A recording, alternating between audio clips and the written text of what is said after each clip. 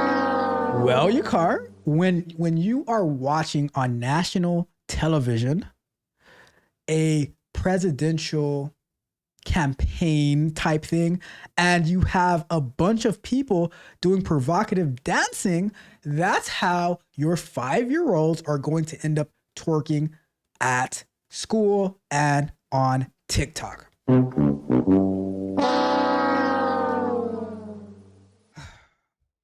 I'm telling you. See, there you go. Rod Juice and Herb says, girls do gymnastics, martial arts, robotics, softball, piano. They get plenty of social interaction. See that? Thank you. That's exactly the point. That is exactly the point. So miss me with all that. Oh, they have to be in social. Well, when I was in school, I remember like in elementary school, you have to stand in line. You have to follow the person in front of you. Let's line up this way. Let's line up that way. And it's like, and then getting in trouble because of what other people do. Like, what? This is all going to go into my Monday's Candid Conversations about why you need to stand on your own 2 feet. Walk away from the collective. It's not popular, but that's me. I am. And that's why Mitch agrees with me now, right? I'm always going to say Mitch agrees with me now that you cannot be part of the quote unquote the collective. All right. So, and lastly, Mitch says that was disgusting to that campaign. I don't know what campaign. I was just saying something very, very broad in general. Wink, wink. But that was very, very disgusting. But hey, the question is, Mitch, was that disgusting to who they are trying to market to? See, that's the question. Was it disgusting to the intended audience? That's my question. That is my question. Because for the people who are feelings over facts, just saying. And that's why I say we are not all the same. I don't like to classify people by their ethnicity or their race or their gender. Because you can have one person you can have twins. Let's put it like this. You can have twins, right? And one twin is into one set of things and the other twin is into something totally different. So it just comes down to your mindset. In my opinion, it comes down to your mindset, not how you look, not how you like all the things that you can't control. It doesn't come down to that. The only thing you control is how you think. So that's me. That is me, right? That is me. Let's see. Your people were trying to market too. And Yakar says, facts. That why does the playground time have to be shortened? Because Philip wants to slap that damn Philip. I tell you that damn Philip, right? I'm just saying. I didn't slap the teacher. I should be able to go to the playground. Exactly, right? And let's see. All right, let's go to.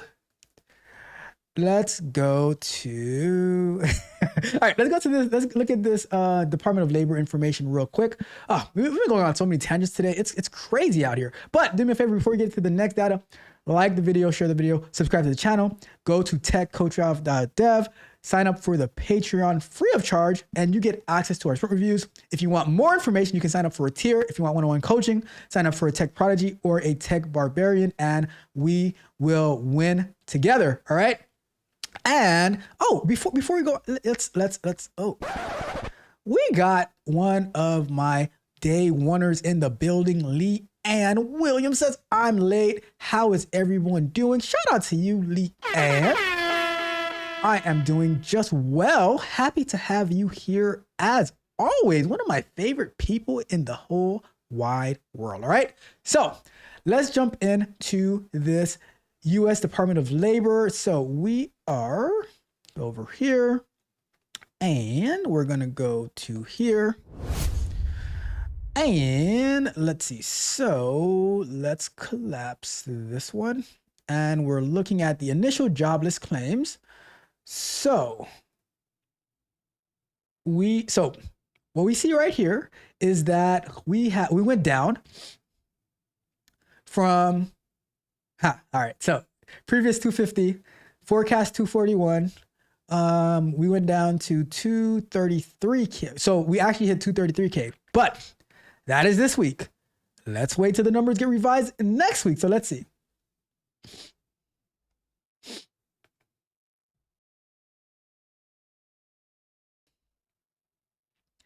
So let's, how do I get rid of this thing? Let me see. All right, cool. Let's zoom in.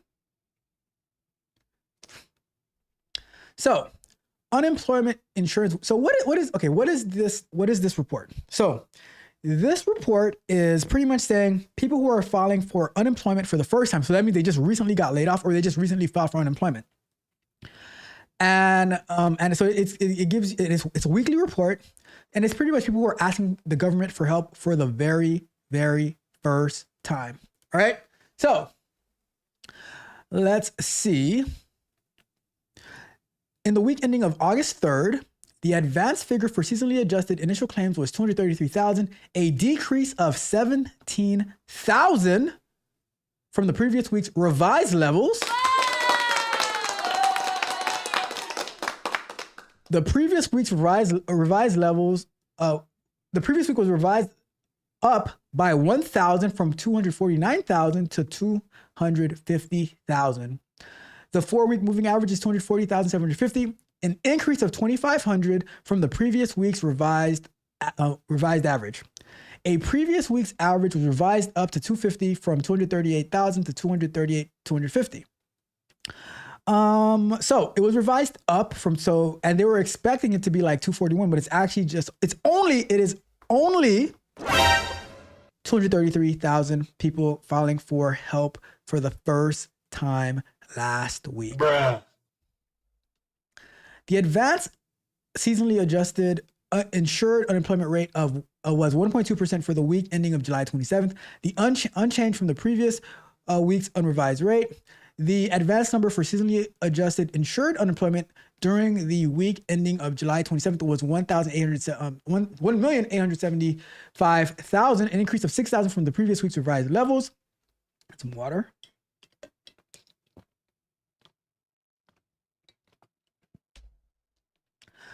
Let's see. This is the highest level for insured unemployment since November 27th, 2021, when it was 1,878,000. The previous week's level was revised down by 8,000 from 1,877,000 to 1,869,000. The 4-week moving average was 1,862,000, an increase of 7,000 from the previous week's revised average. This is the highest level for the average since November 27, 2021, when it was 1,928,000. The previous week's average was revised down by 2,000 from 1,857,000 to 1,855,000. So this is the averages and the percentages for the seasonally adjusted insured unemployment. So unadjusted data. The advanced number of actual initial claims under the state program unadjusted totaled 203,054. In the week ending August, a decrease of 13,589 or 6.3%, a negative 6.3% from the previous week. The seasonal factors had expected an increase of 1,251 from the previous week. There were 277,917 initial claims in the comparable week in 2023. So that number looks a little bit better until it's revised next week. The average unadjusted insured unemployment rate was 1.3% during the week ending of July 27th, unchanged from the prior week. The advanced unadjusted level of insured unemployment in state programs totaled 1,910,894, a decrease of 23,512 from the preceding week.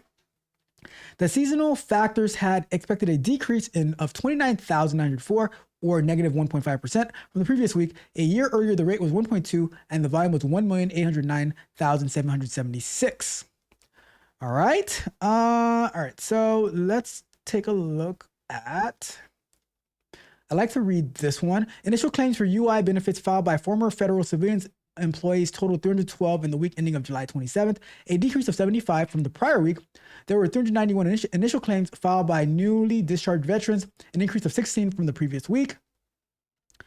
There were 4,769 continued weeks claimed filed by former federal civilian employees the week ending July 20th, an increase of 110 from the previous week. Newly discharged veterans claiming benefits totaled 4,521, a decrease of 35 from the prior week. All right, and the highest insured unemployment rates in the week ending of July 20th were in New Jersey, always taking the lead at 2.8, Rhode Island at 2.6, Puerto Rico at 2.4, California at 2.3. Money. What? Shout out to Ferris for the $20 super chat. I'm gonna read it in just a second as soon as we're done with this, but shout out to you, Ferris. I truly, truly appreciate you. I appreciate you. All right, so we got Minnesota at 2, Pennsylvania at 1.9, Connecticut at 1.8, Illinois at 1.7, Massachusetts, New York, and Washington at 1.7. The largest increase in initial claims week ending in July 27th were in Michigan with 4,027. Shout out to Michigan out there. Missouri at 3,410, Massachusetts at 2,127, Virginia at 637, and Minnesota at 487, while the largest decreases were in Texas. Shout out to the Lone Star State, negative 6,607, New York at negative 2,396, Ohio with negative 2,377, Florida, shout out to Florida, and our alligator throwing through drive-throughs at negative 1,587, and Tennessee with negative 1,488. So that is our weekly jobless claims review. So clap it up for that.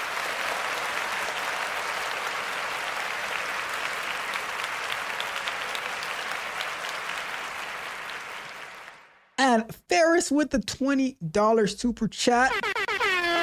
He says, "Rise up." Yes, let's rise up. Let's rise up. Let's get it. Let's get it. That's what I'm talking about. Thank you so much, Ferris. You are very, very much appreciated. And we got, and Ferris says, this is not a bad financial decision. We the best. Thank you, Ferris. And Mitch says, Ralph is so mean, he is surprised people actually appreciates him. Hey, it is what it is. It is what it is. You want to know how mean I am, Mitch? Oh my God. This is me. But guess what? I don't even care. So the other day, right? I think it was the other day, my jiu-jitsu. And I'm training with one of the newer people, and they are so like spazzy and stuff like that. And they fell on like close to my ankle, which was already hurting from another new person who like kind of kicked me. And I'm like, oh, so it was hurting, right? And then they're like, oh my God, is it okay? And then they try to like, they grab my foot and try to move it. I'm like, it's okay. You've done enough. And they were like, they felt hurt. And I was like, it is what it is. Like, you gotta calm down. Like, what the hell? I'm like, I'm not trying to get hurt for these people, you know? But I am mean. I can be quite mean, but sometimes you just need some tough love. They ain't believing us. Right? And here's this. Why does always lead in insured unemployment? Is that because it's a majority of white collar jobs that the insureds are paying out the unemployment checks? That's a good question. That is a great question. And why does New Jersey always lead in insured unemployment? Is it because it's a majority of white collar jobs? Okay, so that's the same question. All right, cool. Let's see. And Mitch responds, I was just thinking the same thing. Most of the jobs are like warehouse type jobs, fast food, I think a mixture of both. Interesting. Uh, you have done enough. That's why. Hey, I'm just saying. I'm just saying. Like, I'm like, yo, like, let me absorb the pain. All right, let me absorb the pain. Let me figure it out on my own. All right, I don't need any additional help. All right. Oh my goodness. It is what it is though. I'm just saying. I'm gonna tell you the truth. I'm gonna tell you the truth. That's how I roll. I have to tell you the truth. All right. So let's get into what do I want to get into now. So now let's see, what time is it? All right, we got some time. I want to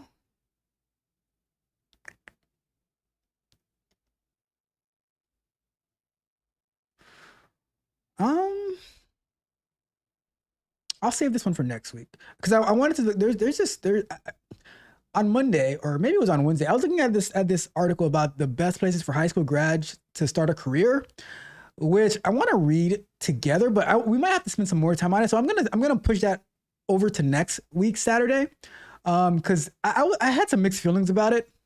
We'll talk about that next week Saturday. But I did want to get into this, talk about like this Department of Justice Google antitrust lawsuit, where where the Department of Justice, they're winning their case. A federal judge said like Google is a quote unquote monopoly, whatever that is. So I want to talk about that a little bit. Let me go to. Let's go here. All right, so I want to talk about this Google antitrust lawsuit a little bit, see what you guys think, and we'll go from there, right? We'll go from there. So let's watch this together. Let's bring in the guest of the day for the network. Landmark decision. Federal judges ruled Google violated antitrust law by illegally maintaining a monopoly over internet search. Jonathan Cantor, Assistant Attorney General for the Justice Department's Antitrust Division, joins us first on CNBC. And first, Mr. Cantor, congratulations on what I think is a very, very big win. Thank you, Jim. It's great to be with you again. Well, let me ask you, when a judge rules that someone is a monopolist, which means exclusive agreements have reduced incentive and innovation, what could possibly be the remedy? Because how do you break the exclusive agreement? How do you get incentives and innovation started again? Sure. This is a familiar problem. So these kinds of exclusive agreements were at the center of the US v. Microsoft case, and the court observed there, as I would observe here, that there are remedies for all things but death. And at the end of the day, what's most important is that we meet the market where it is. We reflect market realities as they exist today, and we look ahead at what the next inflection points coming down the pipe are in terms of competition and protect them from anti-competitive conduct. Well, Mr. Cantor, while Google won, it would seem that there's an unintended consequence here. Apple, which is who's involved in getting the payments, they lose the payments. It's most likely, as the judge says over and over again, that Google's predominance won't change because it has a superior product. So isn't the loser Apple, not Google? Well, the losers were competition during the conduct, the anti-competitive scheme that Google perpetrated. But the loser, the decision is Google, right? Google is a monopolist. It illegally obtained its monopoly power. That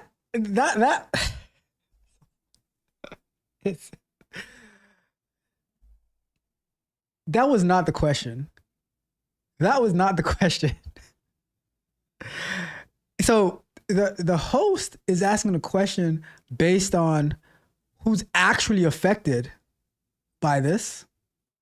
And this lawyer, like his response, from what I'm getting from it, if I'm wrong, let me know. But what I'm getting from this lawyer is saying that, no, the loser on paper is Google. But guess what? Like I was saying the other day, no one is going to stop using Google. So does that, if Google does not have to pay Apple however many billions they're paying Apple to be the default search engine, right? Who is Apple going to put as their default now? Right? So now Google might just end up getting it for free on the house, right? Google might end up getting it for free. And let's say Apple changes to somebody else, right? How long does it take? How long does it take to set your default search engine back to Google? Huh? How long does it? And there are so many other, like, let's just keep watching. Like, this, I don't know. Now we need a remedy to make sure that we sufficiently address the anti-competitive conduct and provide opportunities for new innovators to reach market. There'll be a process, an orderly process that the court will put in place. I want to respect that process that's going to happen. The court has ordered a conference in September, and we'll talk about remedies. But like I said before, in a market that involves technology and dynamic products, it's important that remedies actually meet the moment in all of our cases, and that they meet the market where it is right now. Well, Assistant Attorney General Kinner, you just said it. You said that you have to take care of watching what the changes are, the dynamic. I have here in my hand a July 25th Search GPT prototype that Microsoft, using Copilot and Search GPT, wants to put together and will do a search engine. Now, there's 200 pages devoted to the fact that there's no competitor to search, so therefore you have to do this. Could you not be overridden by the events of July 25th, 2024 Search GPT prototype?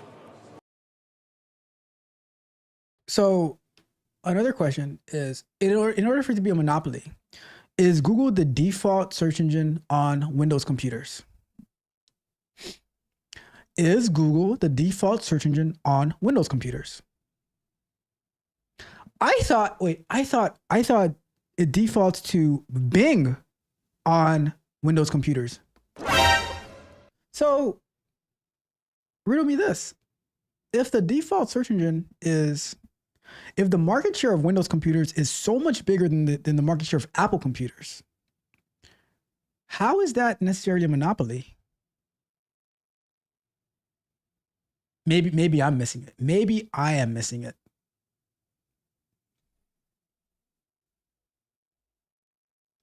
So is there going to be a lawsuit on Microsoft now saying that they have a monopoly on the search engines on their Windows computers?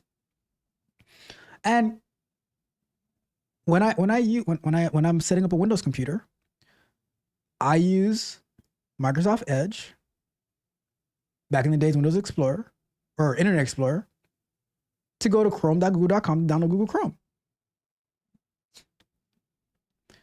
So I don't know. Anyways, let's keep going. These are factual questions. The court addressed a number of these questions in its lengthy opinion that was extremely rigorous, detail-oriented, relied on expert testimony as well as documents and data. The fact of the matter is competition often matters most when there are new inflection points that emerge in the market. And monopolies have the greatest incentive during those inflection points to stifle competition before it has the opportunity to take hold. So right now is perhaps the most critical inflection point we've seen in the search market in 15 years, and making sure that it has the opportunity, that competitors have the opportunity to compete on the merits, benefit of their own innovations, and win or lose based on the merits of their products is the most important thing right now. Mr. Kenner, just a couple of questions on process so investors can get an understanding. What happens, you mentioned you're going to be in September, you're going to be, talking about remedies with the judge. Google, I would assume, has an opportunity to be a part of that as well. Can you just give our viewers a sense as to what happens from here, both that, the remedies, and then what's going to be an obvious appeal and how that all plays out, and whether remedies take place in the interim or wait for the appeal to actually take place as well? Yeah, so that'll have to play out in the court process, and I want to respect that. So I can't really comment other than to say that the court will order a path forward. In the past, there are cases where courts have effectively conducted a remedies trial. There are other cases where different outcomes and different processes were put in place. That will be up to the court. We look forward to being there, and we look forward to making the arguments we need to make in order to protect competition. Will you, you won't share in any way what you would like to see in terms of a remedy, or are you willing to do that? I think it's premature for us to talk about that right now. We look forward to engaging with the court throughout that process. But for today, we're really thrilled with the outcome. I'm really proud of our team, which fought day in and day out against a formidable adversary to bring the facts forward, and we have a decisive victory in hand. Mr. Attorney General, what is wrong with Google paying Apple? So we covered this in our case. When it's one thing to companies to engage in legitimate commercial interaction. I'll tell you this: this host is asking really good questions, because the questions that he's asking are the same questions that I have on my mind. And I'll tell you this lawyer is not selling me. And here's the thing: when it comes to like these lawsuits and stuff like that, because I worked for a company that underwent a actual lawsuit where we had to do like a bunch of work for, and when you have these judges and these juries who know absolutely nothing about technology and stuff like that, and they're making these decisions based on like lack of knowledge, emotions and feelings and stuff like that, and like by what can be brought into evidence, what's not into evidence, discovery and all that type of stuff, then you get these decisions that it's like it might make certain people feel good who don't know what they're talking about, but it actually hurts the industry, hurts innovation a lot more than you think. It's another thing to pay somebody in exchange for exclusivity. It's another thing to pay somebody with a requirement that they don't work with a rival. Those are the kinds of issues that when you have massive amounts of monopoly power can violate the law. The law is pretty clear here, and we brought those facts. Wait, what did you just catch that? So this guy said it's one thing when you pay for exclusivity. It's another thing when you pay them not to work with a rival. So, which there is a difference in that, but he's trying to insinuate that Google was paying not to work with a rival. But if they're paying that, it says we are the default search engine on these devices, these computers, and not. And you can still change it to another one. So that's not to work with a rival. It's the customer's choice at the end of the day. What, like, the user's choice on what search engine I want to use. If I want to use DuckDuckGo, I can just type in DuckDuckGo and I can say set as default search engine. Whatever. We explained why it was a problem. We explained why it harmed competition. And ultimately, we succeeded in convincing a court. We have a very lengthy, detailed opinion that explains all of this. No, I read the opinion. I'm just concerned about the possibility that a company with a superior product paying Apple, that someone, this is valuable real estate. You can't just ask Apple to give the real estate to whoever wants it. Right. Again, the case focuses not on the fact that there were payments that companies are engaging in commercial contracts. The case focuses on the conditions that accompany those payments. And I think that's a really important aspect of the opinion. And again, these kinds of exclusive arrangements are not new to antitrust law. They've been discussed for generations. And so the concepts that we brought forward here are well within the mainstream of antitrust enforcement. Okay, I'm watching a piece that the New York Times wrote not that long ago about regulators closing NVIDIA scrambles for a response. And I read this and I say to myself, is it possible, not unlike when Bobby Kennedy was the Attorney General, that there was a Get Hoffa squad there? I wonder, honestly, whether there is a Get Big Tech squad within the Justice Department. I can assure you that no such thing exists. We follow the facts and the law. We're about rule of law. But I think it's important to kind of dispel this notion. We want companies to compete. We want companies to succeed. We don't bring very many antitrust actions every year. It's a small handful. And we only do so when the facts and the law support it. I spent, about 2 weeks ago, I was out in the Bay Area, and I spent time with VCs, founders from across the technology industry. You see the play, though? This is the play. They'll pass stupid laws in order to stand behind the law justifying it. But the law itself that they're standing on is flawed on its own. See, one of the books, like if you've never read this book or listened to it or whatever, Basic Economics by Thomas Sowell breaks down about price gouging, breaks down about monopolies and stuff like that, exposes what the real monopolies actually are. I'm pretty sure it was in that book where he was going through the history of like Sears and Kmart and how they got started off and how they were quote unquote a monopoly until something better came around. Let's finish this video up. industry. And what I heard was that they overwhelmingly support our tech cases. Why? Because they want to build and invest in businesses that have the opportunity to succeed and become durable and thrive on the competitive stage. That's exactly what we want to promote, and that's exactly why antitrust enforcement exists in the first place. We're not interested in necessarily regulating companies. We are interested in making sure that the competitive market works so that the market can pick winners and losers, not the government or anyone else or a monopolist for that matter. Anyways, so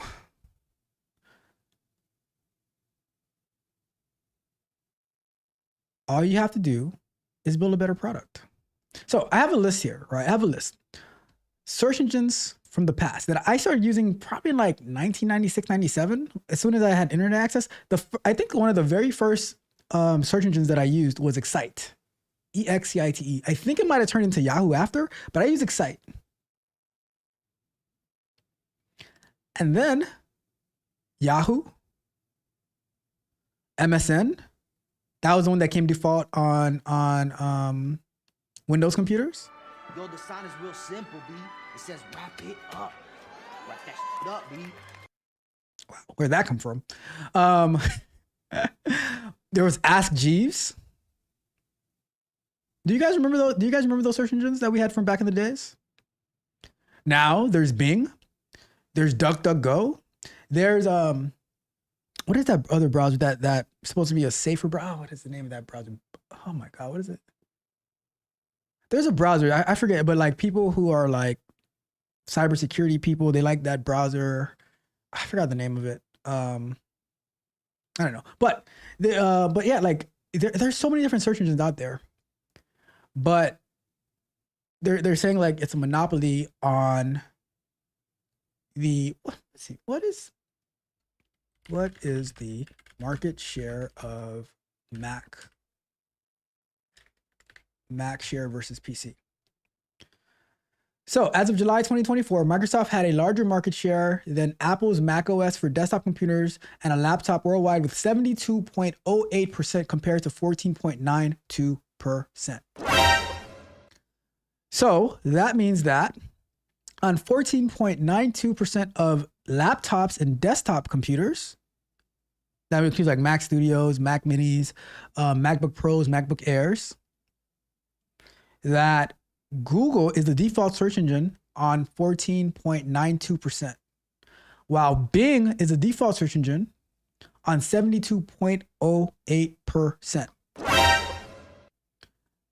But Google is the monopoly violating antitrust laws, right? Now let's check for iPhone. What is the market share for iPhone versus Android? As of first quarter of 2024, Android had a larger global market share than Apple's iOS with 70.7% compared to 28.5%. Well, I mean, that one is not a fair comparison because you're gonna get Google on both of those, right? So that one is a fail on me. But you can still change it to whatever you want. And here's the thing that people don't understand about competition and innovation. You can build on top of other things. So Google offers APIs for their search. ChatGPT has APIs. So now how many different companies have spun off of using either ChatGPT or the Google's AI or Microsoft's AI and stuff like that to be able to build their own software and technology using AI? How many companies have built their business off using AWS, using Google? Because these things are foundation level tools. And if you don't like it, build your own. But why do you have to make the world miserable for people who are perfectly happy individuals with what they got? And if you don't like it, build something better. See, me, I'm all about building something, even like I was talking about on Thursday, even if something already exists. You can always build your own version, and if it is worth it to the market, maybe it works perfectly for you, great. Now you don't have to build your own search engine. If it works perfectly for you, great. If people adopt it and they love it, even better, right? So I don't know. It's maybe I'm wrong. Maybe you guys will correct me in the chat. So let's jump into this. Let me see what the chat says. All right. So Mitch says, New Jersey is one of the hardest states to live in, as in finding a job, high cost of living. And it says rent, etc. But everyone in New Jersey is rich if you check their socials. We're going to change Mitch's name to Rich Mitch instead of Mitch. All right. And it says, that's like the same as CrowdStrike. Can you force people not to use Google? So I'm going to tell you what the real monopoly is. This is to me, this is the real monopoly, right? What do you think about this, Mitch, in your car? Raw Juice and Herbs, Ferris, whoever else is watching, right? Antonio Watkins. The real monopoly, which they try, is to say that, no, your kids should not be allowed to go to a private school, some alternative school, to be homeschooled, go to school online, go to a religious school. No, all kids, every single last one of them, should be inside of the public schools, getting taught by unfireable teachers union. Teachers were part of they don't even want charter schools. They despise charter schools. They don't support you choosing what school your kid goes to. They say, no, this is what we want, and that's that.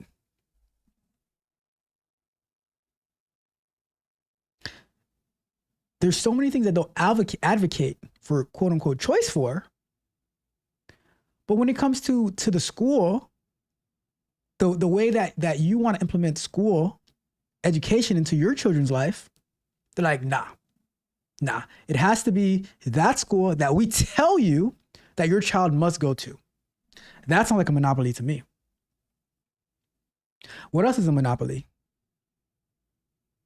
When they tell you exactly what you should believe and follow based on things that you have absolutely no control over. They want a monopoly on where you go, what you think, who you associate with. And this is coming straight from the government. They don't build any products, and the products that they do have are subpar and are dangerous, but yet they're telling you, oh, Google pays Apple to be their provider. That can't happen anymore. And Google's like, cool, we saved 20 billion and people will still use us. Now, Apple might end up having to pay Google.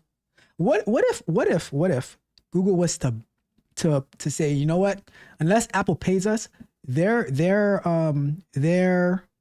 customer base will not have access to using Google to search. What if they reversed it on you? Then you'll be saying, oh no, what would be the opposite of antitrust?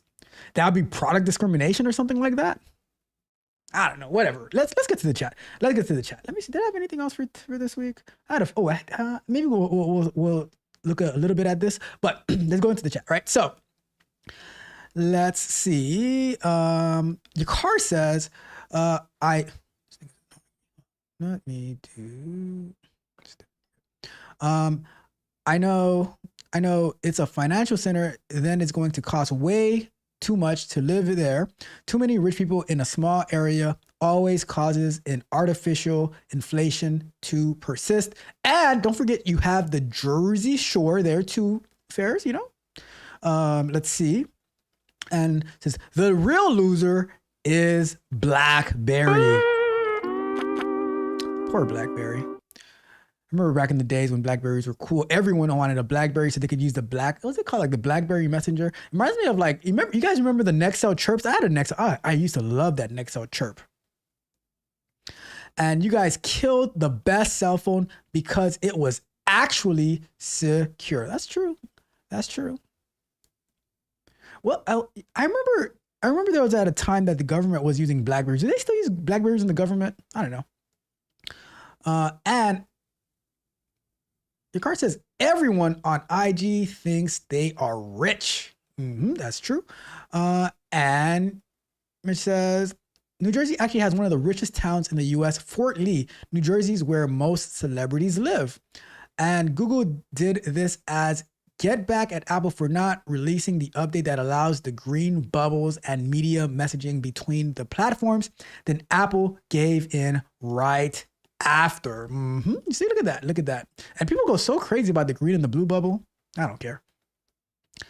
And that's what we talk about. People making decisions based on what other people think. Who gives two flying about a green or a blue bubble? I'm just saying. All right. And Mitch says, you see, they say people refinancing because interest rates dropped still makes no sense. Only people higher than 6% make sense to refinance. You see what they do. Your car says market share and monopoly are two different things. Monopoly means you are trying to kill the competition. Market share means the consumer chooses your product. And here's a question, right? Here's a question. If you have if someone is creating a product, right? And their product is like maybe better than yours, or maybe not so, like maybe you find it useful. If you offer them a lot of money to buy their product so you can incorporate it into your ecosystem, does that mean that you're a monopoly if you're able to buy the smaller company's product to bring it into yours and make your product better?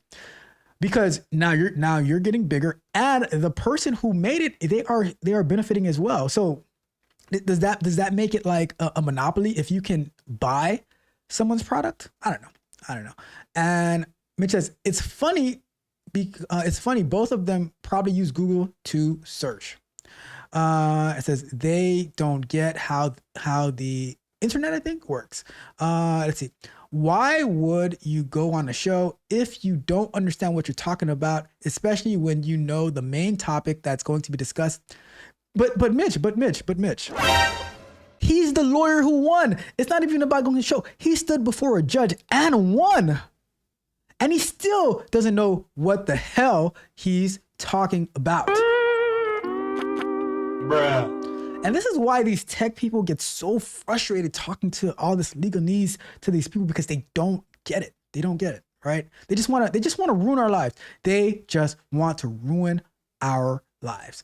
And your car says that's what the Democratic nominee does every time she hits the stage. No, your car. It's all teleprompter. Did you guys see the thing where they put like the speech to speech, and then they put in sync two of the speeches saying the exact same thing at the exact same time? It was a sight to see. It was a sight to see.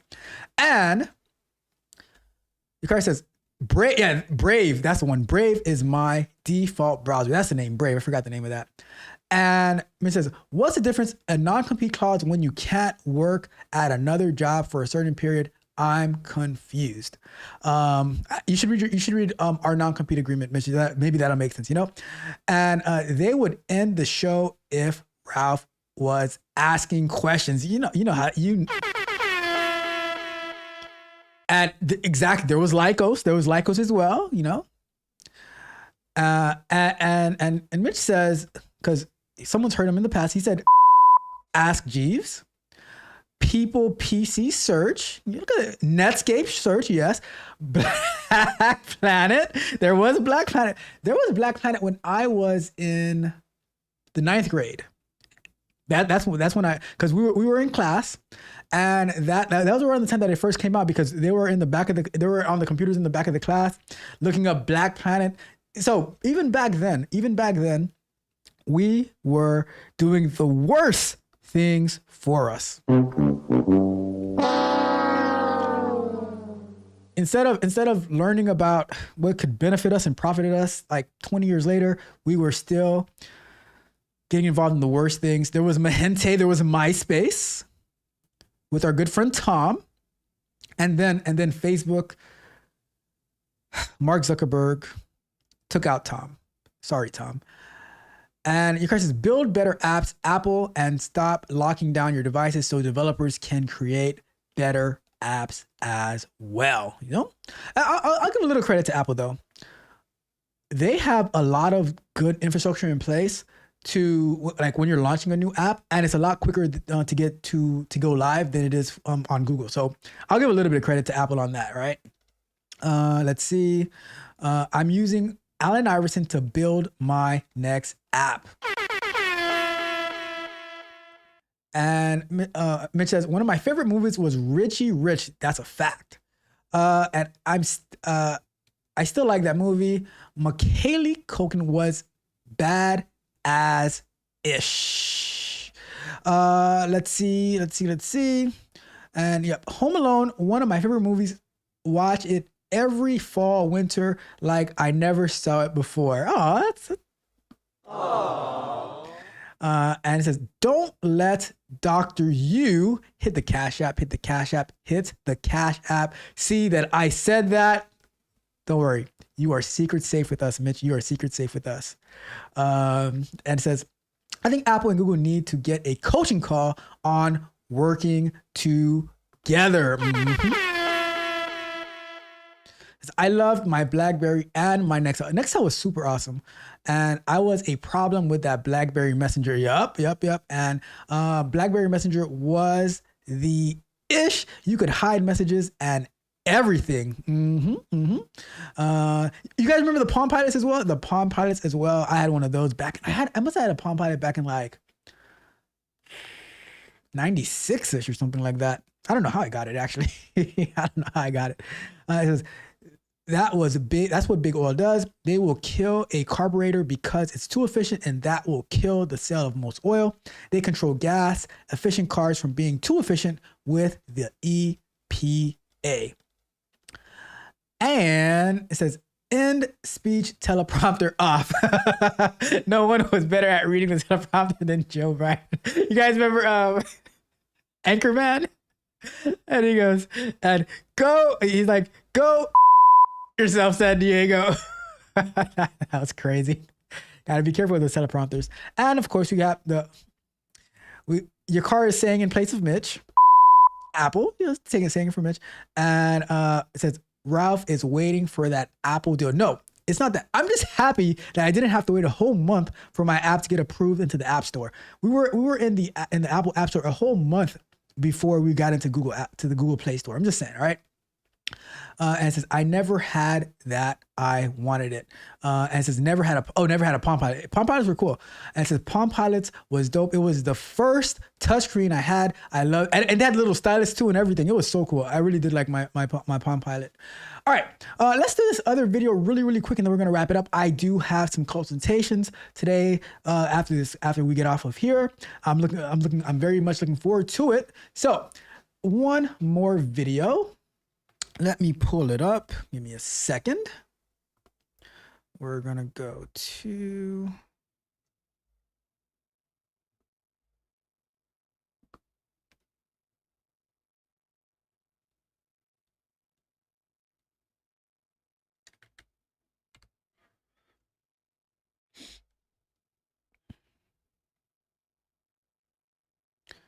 All right, so this video I came across this David Screw. Let me see.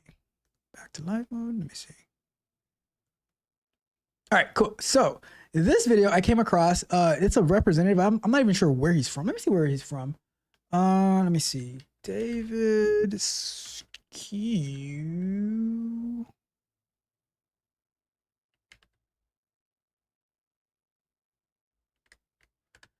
He is let me see, representative from Arizona's 1st congressional district since 2023. All right. So I came across this video last week. I think it was last week, Monday. And it says that we crossed $35 trillion in national debt. So let's give ourselves a round of applause. Let's clap it up.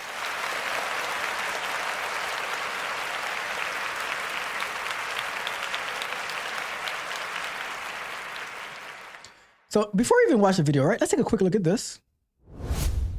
So the debt clock we are U.S. national debt. We are at 35,146, or no, 35 trillion, 146 billion, 560 million, 300,000 dollars, right? Debt per citizen, 104,232. Debt per taxpayer. So it's funny, right? This is very funny. This is very funny.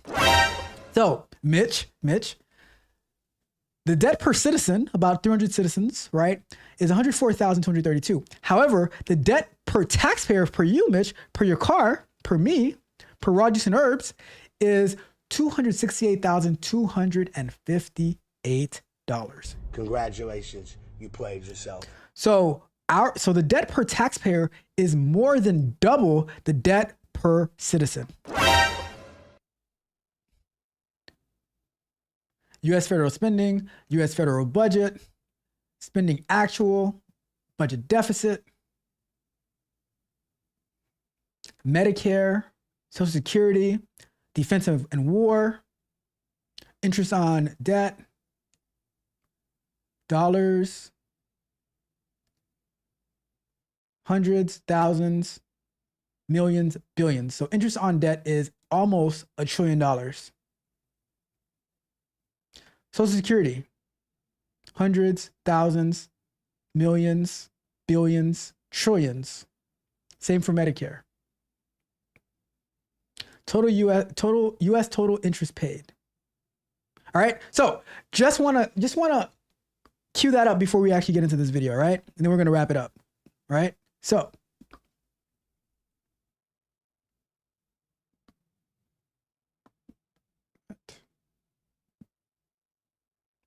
what's going on here?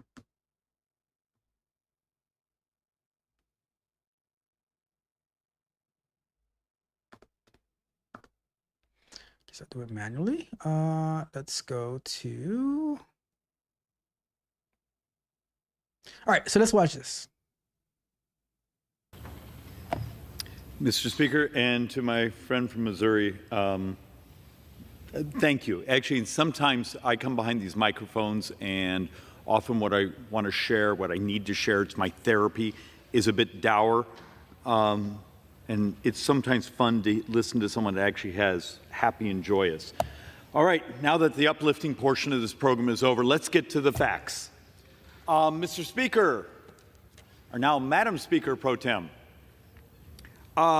you see the number, 35 trillion. Guess when we hit it? We should be very, very excited and proud of ourselves. We did something that so many economists said we would never get to this quick. My math says this coming Friday, 3 p.m., the United States gross debt will cross over 35 trillion. Now understand, that's not the way Europeans calculate our debt, which they calculate our debt dramatically higher because of our obligated unfunded liabilities. But you're going to watch the Treasury Friday about 3 p.m. post up a number, $35 trillion. We did it. Congratulations. Congratulations, you played yourself. And how many people have you heard come find the microphone today or this week, understanding, wanting to talk about that? What we've gotten is people coming behind the microphone and not telling the truth. We all want to protect Social Security. The way you protect Social Security is you know the math and how it actually works. We're on track in a decade to double senior poverty. But God forbid any of us tell the truth about math, because the truth gets you unelected and a bunch of really angry ads at home. So this place runs around and avoids telling the truth. So let's walk through another little factoid. My math basically says this year, 45.68% of all the income tax collections, receipts, your government takes in just cover the cost of interest. I'd been coming behind the microphone and saying, hey, interest in 2024, this fiscal year, would be somewhere around a little less than 1.2 trillion. I apparently have that wrong. It's probably going to come in about 1,140 to 60 billion dollars. Either way, I'm off a fraction. But 45.68% of every dime we're collecting in your income tax now just pays interest. And I've tried to say over and over and over at home and other places, and you get people to just stare at you and go, huh? Who really runs this government? Seriously, it's an honest question. I need you to think like adults, maybe those who actually went to a finance class. Who actually now runs this government? I'm going to argue the debt markets, the bond markets from around the world. If you have to bring almost 10 trillion to market this fiscal year, two and a quarter trillion virgin new issues because we're borrowing, it's like $75,000 to $80,000 a second right now, and the economy is good. The actual baseline data on GDP is good, and you're still burning almost $80,000 a second in borrowing. What happens the second you have a U.S. debt auction that's undersubscribed or there's not enough people there? What happens to U.S. interest rates? How much of the world goes into depression? But we're going to talk about that. Oh, God, no, because that would require math. That would require being serious. You know, we passed a bill here earlier today. I voted no on it. And look, they worked hard on it. They lowered the top line spending. But you got to deal with a really uncomfortable discussion. Every dime a member of Congress votes on is borrowed. Okay, let's process that. Every dime a member of Congress votes on is borrowed, and depending on some of the projections, about a quarter of Medicare. Social Security has its own trust fund. It runs out in like 9-10 years.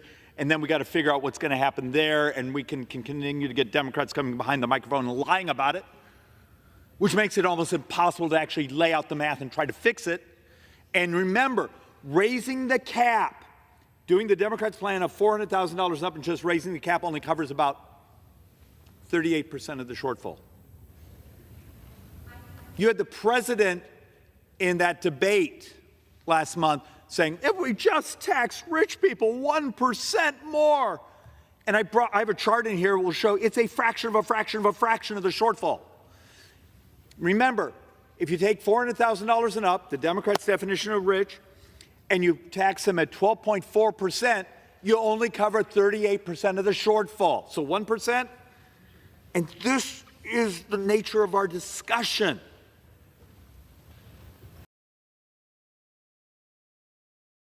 All right, I can't take any more of his very valuable information because it just annoys the hell out of me, like what he's saying, because it's true, because it is freaking true. And we're so concerned about the wrong things, about how we feel about this and that, and how, going back to the beginning. Fast money, generational wealth, being more skeptical. How the hell are you supposed to be to build generational wealth when everyone, the whole country is broke and spending out of control? And when we're looking at the debt clock, the tax-paying citizens are paying more than double of what the cost of every citizen, and then they still want to raise taxes on you so that they can spend it on whatever. You see, and now I'm wondering, can I fault you for us, as Ye said, spending before we get it? Because the government itself spends way much before they get it either. So we're just following their footsteps, and now everyone. Congratulations, you played yourself. It's crazy. It is crazy.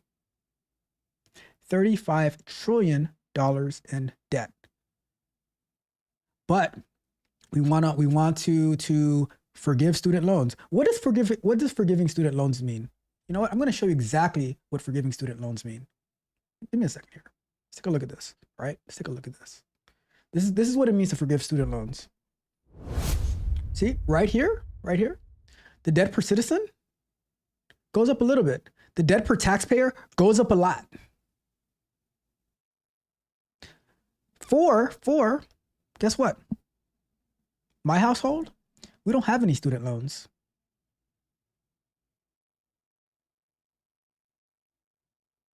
All paid off. But now we need to go off and pay people who made the decisions to spend $200,000 on a job that they can't get where they'd be making $30,000 a year. No, I am not going for it. Nope. To make my debt per taxpayer go up because of your bad decisions, as the I think it was the Nas song, "You Can Hate Me Now." You can hate me now, but I ain't going for it. I am not going for it. Sorry, not sorry. That's my thoughts. Let me see what the chat has to say. I'm just gonna, let me zoom in on this real quick. See if I can zoom in on this and end the show just like this. We're gonna end the show just like this, with this super zoomed in on. How you like that for economic data for today? Right? Let's read the chat as we have our U.S. national debt right bright and center on our economic numbers. So to those who feel certain types of ways, but they advocate that we continue with frivolous spending, your feelings, right? You'll never build any type of wealth as if we keep running up these numbers. No, we don't not want to run those numbers up. Thank you very much. All right, let's see what we got. Let's see what we got before we end the show. Let's see. Where are we? It says, looks like Canelo the boxer. It says, I hate that the form factor of cell phones changed. It was easier to read and type of the widescreen phones. The portrait style that has been adapted sucks for reading. So it's like, did you see on one of the emulators that I have, there's a Google, it looks like they're going to be releasing a Pixel Fold, because I have an emulator, maybe it's out already, I don't know, but it looks like there's going to be a Pixel Fold where it's like, it's more of a square shape. So that might be pretty cool. It says, and your car says, these people are evil. It's crazy. And Mitch says, I got the Fold 4. I hate it. I'm a Note person. The only thing close to that is the Galaxy. Gotcha. Let's see. Get the new one. I have the 4 and the 6 is about to be delivered. My client has the 6 and it's way better than the 4. I can't wait to get mine. The Note 10 was the best phone ever. I never had a Note. I don't know if I might have had an LG once or twice. I might have had a Samsung once or twice, but I had LGs for a long time, and then I got a OnePlus. And your car says 35 trillion. Yeah, let's celebrate that. And it says, I have to see what the 6 looks like. I'm sure my phone will be breaking soon. Upgrade coming soon. Okay, yeah, quote unquote break. Let's see what else we got.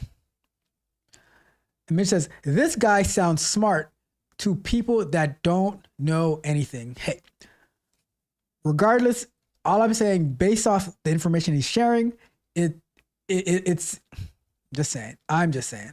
It says, oops, I dropped my phone on the concrete and I stepped on it by mistake and my car rolled over it and it fell into water.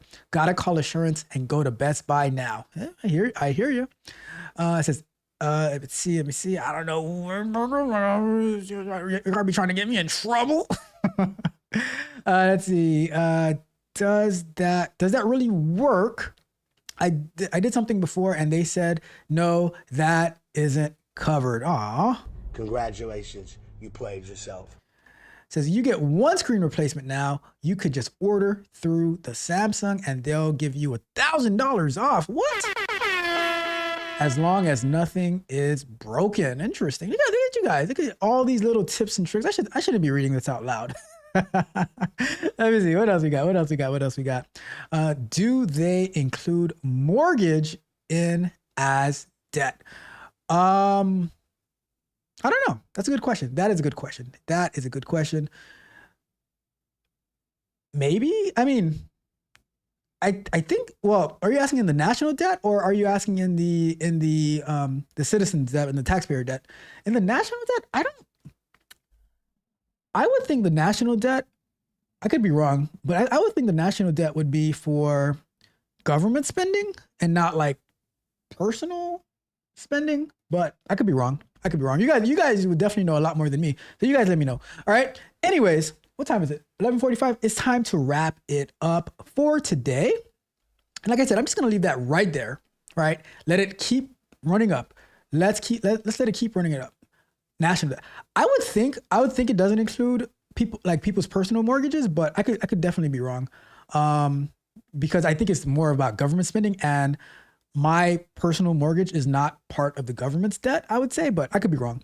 I don't know. If anybody knows, let me know. Leave me a comment. Your car says no, it does not include mortgage debt. So yeah. So anyways, we're gonna get out of here. Thank you guys so much for tuning in. I really appreciate you all. And I have a question for you. We don't have to go to full screen for this, but I have a question for you. All right, let's go to full screen. Mitch says, if it did include the mortgage debt, it would be a lot higher. That's a fact. And maybe that's why other countries think our debt is a lot higher than we actually say it is, right? So the question is after almost 2.5 hours, did you subscribe to the channel? Did you like the video? Did you go to Tech Coach Ralph, sign up for free to get access to the sprint review, the one from last week, last week, and the one that I'm going to be releasing tomorrow? Did you do all of that? If you did so, then my question for you is, are you not entertained? Are you not entertained? Is this not why you are here? I had a great time, great conversations, so much good work done this morning. I had so much fun. Thank you guys so much for tuning in. And you guys know, especially on our money show, yesterday's price is not today's price. And today's price is not tomorrow's price because... One more thing. Price of the brick going up. The price of the brick is always going up. Later, my friends, my family, all of my people, the tech pookies, and all of my tech savages, we are out.